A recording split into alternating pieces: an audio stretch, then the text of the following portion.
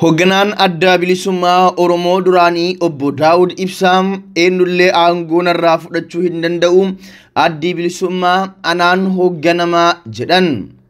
Godaantonni kan dhuman meeshaa waraanaa warra Huutiitiin jedhe Human Rights Watch. Itoophiyaatti weerarri COVID-19 to'annoon ala ta'uu mala jedhamee sodaatame. Obboleettiin Pirezidaantii Kooriyaa Kaabaa Ameerikaa akeekkachiifte. Daawwattootaa fi hordoftoota keenyaa kabajamoo nagaa siin daganne akkam jirtu nageenya Rabbii guddaan bakkuma isin jirtanitti isinirraa haa jiraatu jecha oduuwwan mata duree irratti isin dhageessifne kana bal'ina isaa gama keessan dhiyeessina.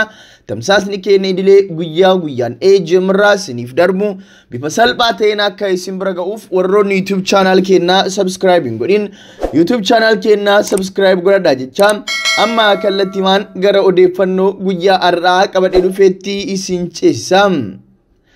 Hoogganaan adda bilisummaa Oromoo duraanii obbo Daawud Ibsaa aangoon isaanii sanbata dheengaddaa erga kora sabaa gaggeeffameen irraa mulqameen lakkiin korri kun hin fudhadhu, korri kun nan ilaallatu, korri kun kora mootummaan qindeessee shiraan aangoo narraa fudhachuuf tolcheedha jedhan. Kora kanatti kan gammachuu hin qabne obbo Daawud Ibsaa aangoo kiyyas eenyullee narraa fuudhuu hin danda'u jedhaniiti jiru. Egaan adda bilisummaa Oromoo keessa mootummaan harka galfatee bubbuleera kan jedhe Daawud Ibsaa mootummaan tooftaadhaan nu diiguu barbaada jedhaniiti jiru. Fayyadamtoonni marsaalee miidiyaa hawaasaa warri Daawudiif ilaalcha gaarii hin qabne immoo Daawud Ibsaa waggaa meeqaaf ABO bulchuu barbaada? Inni akka gaafa du'uutitti dhaabicha gadhiisuu hin barbaadu moo akkami jechuudhaan gaafii dhiyeessaatii jiru. Warri Daawud Ibsaa deeggarus gama isaaniitiin hayyudurummaa yookaan immoo dura taa'ummaa dhaabaa kan namaa kennu mootummaa osoo hin ta'in kora sabaati jedhan. Akkam obbo Qajeelaa Mardaasaa jedhanitti korri sabaa nuti gaggeeffannee kora sabaa ABO'ti. ABO'tu kora sabaa gaggeeffate hoggansa isaa jijjiiruudhaan heera jaarmichaas fooyyesse. Kanaaf hoogganaan keenya obbo Araarsoo Biqilaatti jedhe. Obbo Araarsoo Biqilaa nama waggaa 38 oliif qabsoo Oromoo keessa ture yoo ta'u bakki dhaloota isaanii Harargee akka ta'etu himama. Obbo Araarsoo Biqilaa nama jabaan qabsaayaa Oromoo gammoojjii Harargee irraa kaasee hanga Eertiraatti achi hanga Finfinneetti lafa adda bilisummaa Oromoo qooda keessaa fudhate hundatti argamuudhaan nama qabsoo hidhannoo gaggeesse ta'uu galmeen seenaa isaanii dubbata. Obbo Araarsoo Biqilaa akka amma boordiin filannoo beekuufitti akka jaarmayni beekuttis hoogganaa adda bilisummaa Oromoo ta'uudhaan filamaniiti jiru. Warri Daawud Ibsaa deeggaran immoo filannoo kanaaf beekamtii hin kenninu hoogganaan dhaabichaa Daawud Ibsaati jechuudhaan ibsa karaa fuula peejii feesbuukaa dhaabichaatiin baasaati jiru. Akkasumas miseensotaa fi deeggartoonni adda bilisummaa Oromoo konyaalee Ameerikaa, konyaalee Awurooppaa akkasuma biyyoota Arabaa fi bakkoota garaagaraa jiran hoogganaan keenya Daawud Ibsaati jechaati jiru. Odeeffannoo keenyaa gama biraatiin godaantonni kan dhuman meeshaa waraanaa warra Huutii adda hin baane ni jedhe dhaabbanni mirga dhala namaatiif falmu Human Rights Watch. Bitootessa 7 mana hidhaa Yaman magaalaa Sanaatti balaa lubbuu godaantota hedduu galaafateen sababni meeshaa waraanaa ammatti adda hin baane kan humnootni Huutii mana hidhaatti darbanii jedhe Human Rights Watch. Godaantota balaa kanarraa lubbuun oolan dhibbaan lakkaa'aman harki hedduun isaanii lammiilee Itoophiyaa ta'an balaa ibiddaa isaan mudateef hospitaala eegumsi waraanaa cimaan godhamaa jiru keessatti wal'aansa argachaa jiru jedha jaarmiyaan mirga namummaa falmu kuni. Sababa eegumsa waraana jabaa jiru kanaanis maatii fi dhaabbilee namummaa warreen miidhaman arguuf rakkataniiti jiru. Dhaabbatichi ibsaa guyyaa har'aa baaseen gareen hidhattoota Huutii kan maqaan Ansaar Allah jedhuunis beekaman gareewwan gargaarsa namummaa irratti hojjetan hospitaala miidhamtoota yaala itti argatan akka galan atattamaan ayyamuu akka qabu jechuun gaafateetii jira. Dhaabbata mootummoota gamtoomanii jalatti gareen ogeeyyii Yemen keessatti sarbama mirga namummaa qorachaa jiran ta'ii kanas qorannaa isaanii keessatti hammachuu qabu jedheetii jira.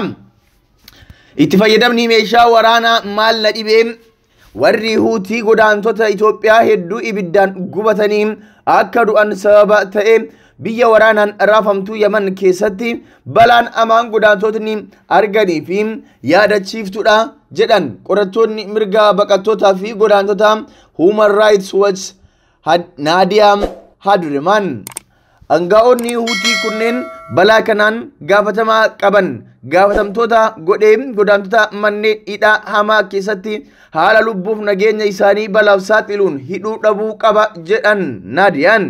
Hidhattootni Huutii magaalaa guddoo biyyattii sanaa dabalatee kutaalee Yemen hedduu to'atee argama.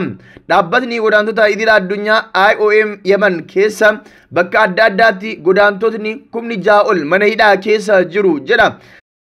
Kanaan dabalataan immoo kumootaanillee ta'uu baatus godaantotni dhibbaan lakkaawaman ammoo to'annaa dallaalota jala jiru jedhan.